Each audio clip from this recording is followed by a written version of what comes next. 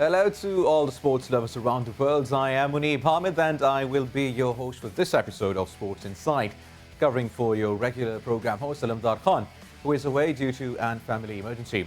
He has our prayers and wishes and he'll be back to shine the screen as soon as possible. So let's start with the top stories. After defeating South Africa at home in Test and T20 series, Pakistan will tour South Africa in April.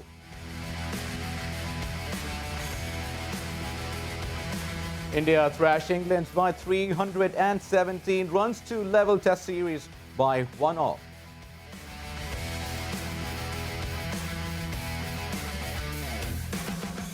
Los Angeles Clippers defeat Miami Heat by 125 to 118.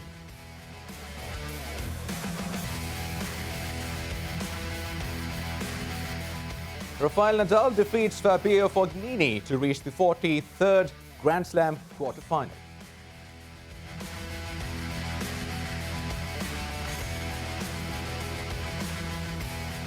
And in the English Premier League, Chelsea defeat Newcastle 2-0.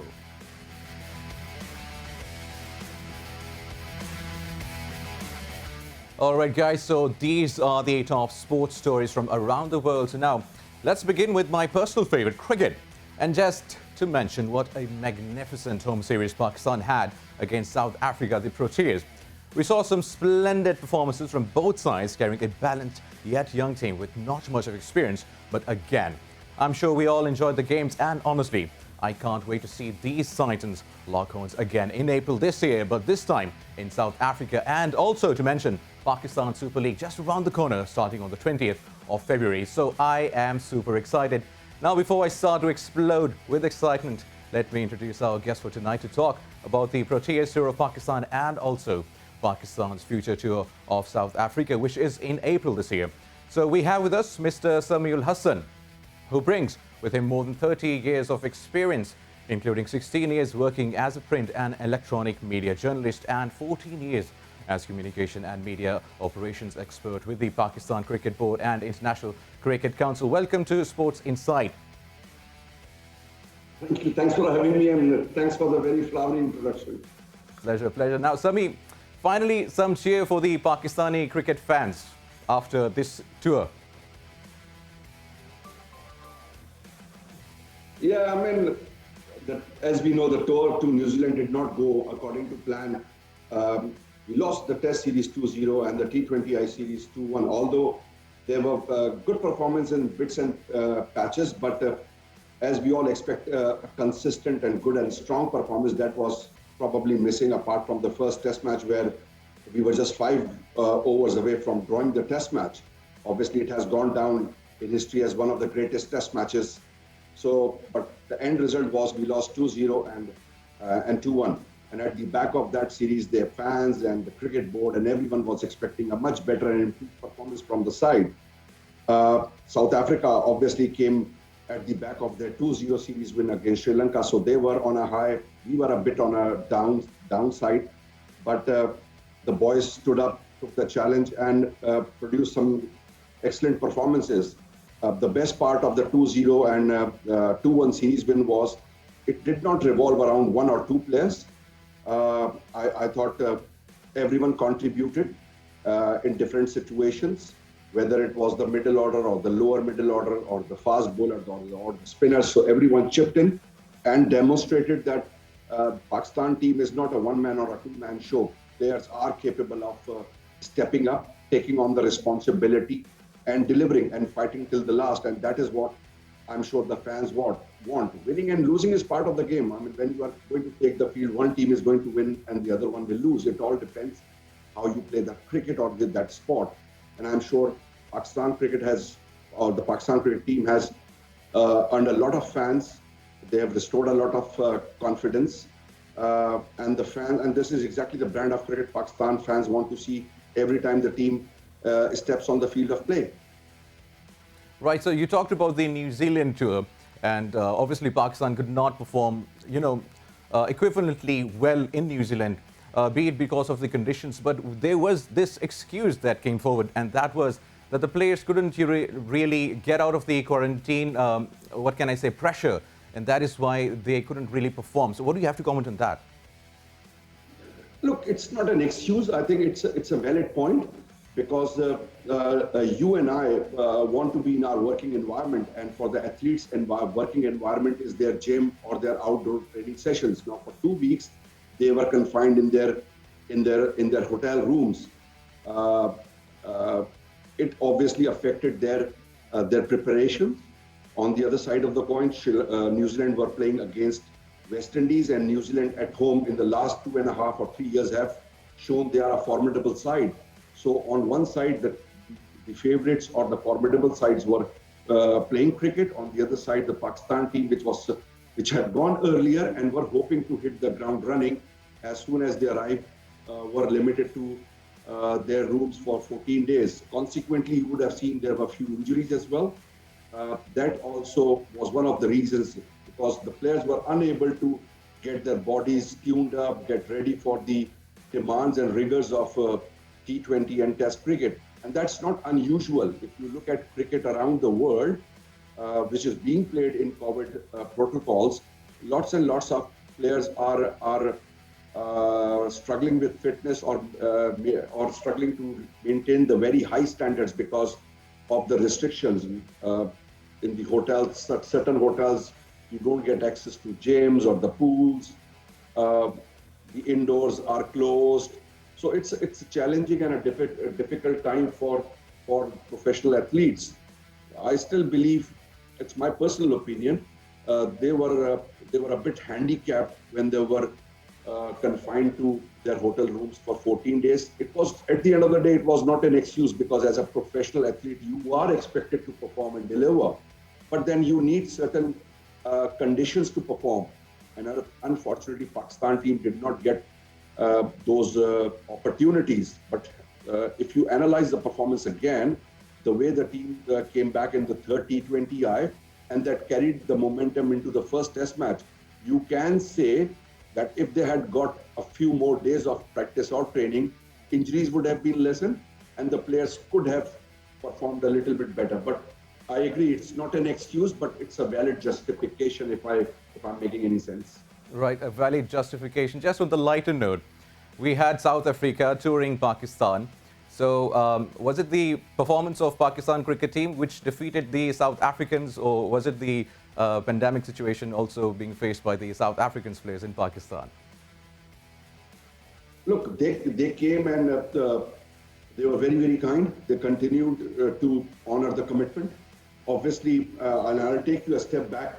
Our domestic cricket season started on 30th of September.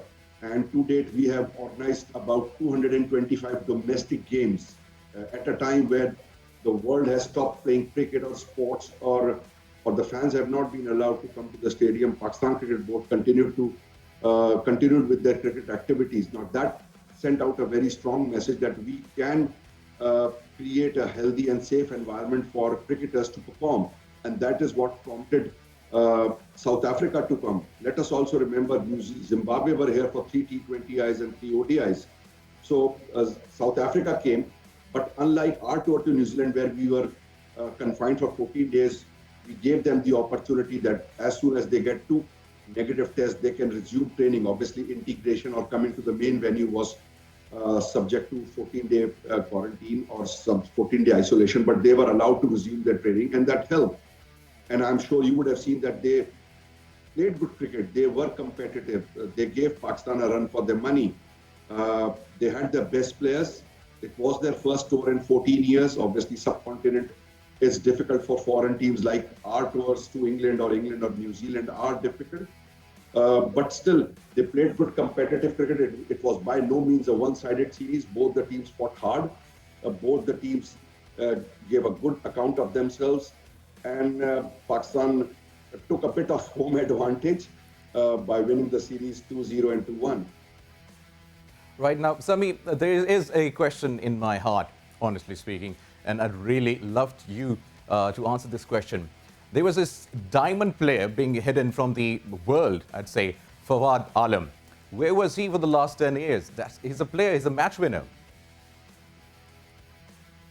Look, It's a difficult one to answer, but the shortest answer is uh, why he was not selected, what were the issues. Now, then the selection committees were different, the team strategies were different, the captains were different, and the players who were playing at that point in time were also different. So it will not be appropriate for me to comment why he was not selected or whether he was denied of an opportunity to serve a little bit more. But the positive side is he continued to play cricket, and he ensured that through his performances he finds his way into the side. Now, for many cricketers, the easiest thing would have been, look, I'm performing, I'm not getting the opportunity, so I will stop playing cricket or I'll move on in life. But credit to Fawad, he persisted, he continued to deliver, he continued to perform, and he's one of the mainstays of Pakistan batting now. Let's all hope that he continues to perform as strongly as he has done in the last two series for whatever number of cricket years are left in him. But he has shown the determination. The moral of the story is never give up. Just continue to fight, because success does not come easy. You have to pay a price for that. Unfortunately, Fawad paid a little bit more price than any other cricketer. But then I'm sure he will be delighted with the way things have panned out for him. Right, so absolutely. I mean, this is a lesson for all the youngsters. It's never give up. Your time will definitely come one day. So now I'll just Look, go back. There are no shortcuts in life. Sometimes there are lots of cricketers who broke into the team at a very young age and then faded away. But on the other side of the coin, there are lots of cricketers who had to wait extra few years to find a place in the side. Absolutely. It's unfortunate. But then you have to see things in the right context. Nobody wanted to keep Fawad out, because every captain wants to win a series. Every captain wants to have the best players on his side. But we have to look at the context, the team selections, the compositions, the strategies, so many things. But the good thing is Fawad is doing strong. He's fit, he's committed, he's motivated, and he has just lifted the entire squad with his performance.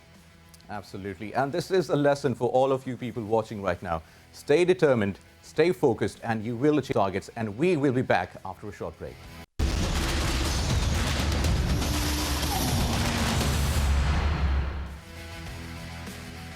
Welcome to Sports Inside. This is Munib Hamid, and we have with us Mr. Sami Hassan, who joined us.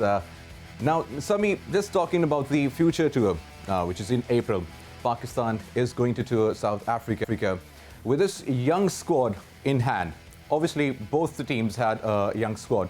Even the South Africans, when they came to Pakistan, they had a pretty young squad with less experienced individuals, and that is the case with Pakistan as well. So how much is this going to impact the tour of Pakistan to South Africa? I don't think it is going to impact in any way. And obviously, if it is a problem, then it's a good problem to have for the selectors. This is a rescheduled tour. If you remember, Pakistan was scheduled to tour South Africa in October, but because of the COVID situation, it has been postponed till April. But there are a few players, because of various reasons, they are not part of the squad. I'm sure they will be available for selection, and Pakistan selectors will be able to put up a strong team. This is a very, very important tour for Pakistan, because the 3 ODIs in South Africa count towards the ICC Super League, which is a qualification tournament for the ICC Cricket World Cup 2023. The top 7 nations out of 13 will qualify directly. So the 3 ODIs will not be an experimental tour. It will be a proper tour, at least by Pakistan, and Pakistan will try to win as many games as practically possible, so that they can enhance their chances of qualifying directly for the 2023 World Cup. The other games in the ICC Super League this year will be against England in England, and home series against New Zealand. For the convenience of your viewers, let me quickly tell them that in the Super League, each team has to play 8 series, 4 home and 4 away. So our first series was against Zimbabwe, which we won 2-1. And this is now the second series out of 8 that we are scheduled to play until 2022. Right. Also, Sami, now Pakistan had a young squad. And going to South Africa, the conditions, let's talk about the conditions of the South Africa. Now, do you think these young players who've been playing in Pakistani home conditions are going to be able to adjust to the South African conditions? Look, conditions do matter when you are playing the longer version of the game. I mean the test matches. Right. Normally in white ball cricket, you get good pitches. Secondly, our boys have started playing cricket at home since the last half of 2019. Test cricket and ODI and T20Is have been played in Pakistan. We had a full season. So the players are pretty much used to the conditions. They are able to step up. They have to show that they have got the capability and potential to deliver at the highest level. Look, at international level, nothing will come easy. No, there are not going to be freebies. If you are good, you have to perform at against every condition in against every team in any given condition. That is what great players are made up of.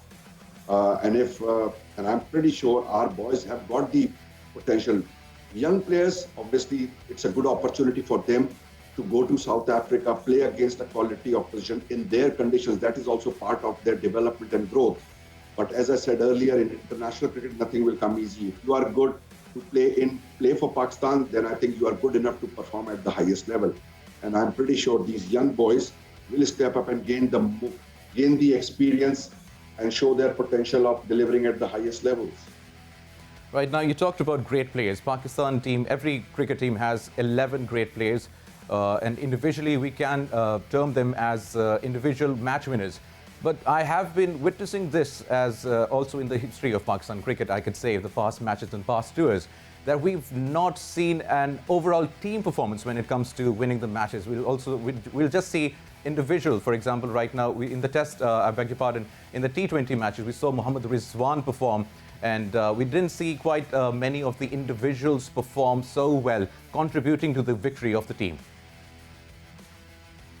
Yeah, I mean, you're right. Rizwan is enjoying the purple patch, and let's hope that he continues with his form. But look, in a 2020 format where you have got 120 balls, there are one or two players who score bulk of the runs, or a couple of bowlers who bowl good spells, and then the remaining players rally around them. This time it was Mohammad Rizwan's turn, though Babar came good in the third T20I, but bowling supported. Usman Qadir was good. Hassan Ali came and delivered. Haris Rauf may not have a great series, but he remains a very good bowler. Fahim Ashraf did well. In test matches, if you remember, lots of discussion was around it's a one-man team and it revolves around Babar, but we saw performances from Azhar, from Fawad Alam, from Yasir Shah, Rizwan, Shaheen Afridi, Hassan Ali. So in longer version, more players contributed because the duration was bigger. In 2020, Rizwan took the responsibility and rest of the players revolved around them. Right, but if I may add this, we've also seen Pakistan cricket team perform like this in ODIs and Test series as well, most of the times. Well, yeah, I mean, look, let us be honest. Consistency is something that lacks in Pakistan cricket, and it's not something new. At least since I've been doing or involved in cricket, I've been seeing that we are good on one day, as we say, we blow hot and we blow cold. But we're trying to improve, we're trying to learn, and that is all you can do. But yes, consistency is something that we lack. Right. So if I may just add another quick comment on this. We've had 11 great players who've not been consistent enough in performances. So what team are we going to take to South Africa? The great players or some inconsistent players? I think they will take the best available players. It's not about who is a great player and who is an ordinary player. It's all about who is a player who is required in those conditions. It's about horses for courses policy, not because you have scored X amount of runs and you get an automatic selection. It depends when the teams are selected. I'm sure people who have been involved in the process will vouch that they look at the opposition, they look at the conditions, then they look at their own strengths and weaknesses, and then they pick the best players. So I'm sure when the selectors will sit down with the team management, they'll try to pick up the best available players. This HBL PSL, which starts on a Saturday, will also be a very good event for the selectors because we are pretty sure that there will be some new faces or new players who will be raising their hands and making themselves available for selection. So the best available players will be selected for the South African tour, or for that matter, any tour. The best available players will be picked, whether it is 11 or 15 or 20 or 29.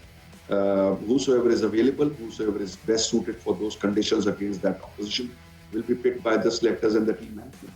I'm sure the best players will be taken and Pakistan will continue the winning streak. Now coming on to Pakistan Super League. Just to start with, how important has been Pakistan Super League, especially when it comes to supporting and to delivering new talent to the Pakistan national team? Look, HBL PSL has been a game changer for Pakistan cricket.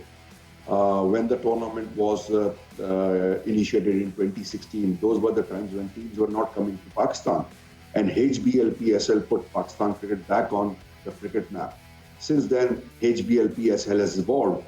Last year, 2020, was the first time when the entire event took place in Pakistan.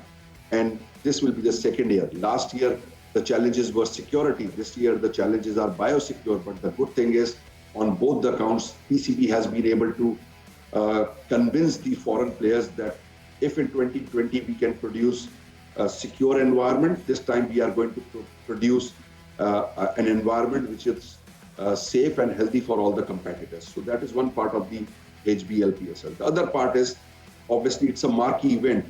The best players participate in that. The young players participate in that. The viewership is huge. The following is massive. And that gives the players an additional opportunity or incentive to perform. So players like Hassan Ali, the Shadabs, the Fakhar Zamans, the Sharjeels, all are product of HBL PSL. HBL PSL got that priority or prominence that helped cricketers to express themselves. That is something that should have been done in domestic cricket. You have got a national T20 and the Quaid-e-Azam Trophy and the Pakistan Cup. If similar importance was being given to these domestic competitions, we would have been able to unearth a little bit more or more talent. But HBL PSL has filled that gap. And not only it has put Pakistan cricket back on map, it has produced some fascinating talent, some quality cricketers who have made a name for themselves. I mean, the Champions Trophy 2017. Right, absolutely. Most of the players were. Absolutely. Just adding, the Pakistan Super League has been a massive success for Pakistan, not just for the national side, but also for the international teams and their players to come inside in Pakistan to see our culture, tradition, and to, let us have the opportunity for the hospitality. And Pakistan Super League has definitely been a game changer for Pakistan. And we wish the best of luck. Just in a few days, Pakistan Super League is going to start. Absolutely right. And Pakistan Super League has been a massive success for Pakistan, and we wish for it to be a bigger success for Pakistan. That was Mr. Samir Hassan talking to Sports Insight. Thank you very much, Mr. Samir Hassan joined us from Lahore. Now let's talk about India versus England. The ongoing Test series, and India just thrashed England by 317 runs on the fourth day with one whole day remaining. India definitely knows the art of comeback and with style, right? So leveling the Test series in style, and what an astonishing performance by Patel and Ashwin. Completely destroyed the English batting lineup. All right, now let's talk about the National Basketball Association. The LA Clippers played without their two biggest stars, but they still defeated the Miami Heat 125 to 118 at the Staples Center, although Jimmy Butler had a triple-double with 30 points, 10 rebounds and 10 assists. His efforts weren't enough to carry the Heat to victory. Now, Kawhi Leonard missed a second consecutive game with a leg contusion, and Paul George continued to miss time on the court with a foot injury. But the LA Clippers guard, Pat Beverley, was out as well. Now, the LA Clippers had more than enough firepower to win the match. But Lou Williams was the team's chief playmaker tonight, and he dished the ball to his teammates in their sweet spot. Marcus Morris Sr. had a huge game with 32 points on a sizzling hot 11 of 15 shooting for the field and 6 of 8 from 3. Right now, let's talk about the Australian Open, where Rafael Nadal has defeated Fabio Fognini 6-3, 6-4 and 6-2 to reach the quarterfinals. Now, the world number 2 Rafael Nadal has defeated the old Messes Fabio Fognini in a scrappy affair at the Australian Open. Now, to reach his 43rd Grand Slam quarterfinals, the Spaniard, bidding for a first title at the Melbourne Park since 2009, has yet to drop a set and kept the record intact against the fiery Italian, winning 6-3, 6-4 and 6-2 on the Rod Laver Arena. Now, just to remind you, it is the 13th time he has made the last 8 in Australia, moving to joint third on the all-time list behind only Roger Federer and John Newcombe. Now, moving on to the English Premier League, where Chelsea have secured a 2-0 victory over Newcastle at the Stamford Bridge. First half goals from Olivier Giroud and Timo Werner sealed the win. Werner ends 14-game run without a goal in the league. Thomas Tuchel's side go fourth after fourth straight league win. Newcastle stay 17th. Timo Werner's finally ended his Premier League goal drought as Chelsea is past Newcastle with a 2-0 win to move into the top 4. The hosts, who named Kepa Arrizabalaga in goal for his first league game since the October, took the lead in the 31st minute when substitute Olivier Giroud on the place of the injured Tammy Abraham struck from the close range. And with this, come to the end of this episode of Sports Inside. You can always follow us on our Instagram pages and also give us your views in box. This is me, Muneeb Hamid, signing off from Sports Inside. Take care.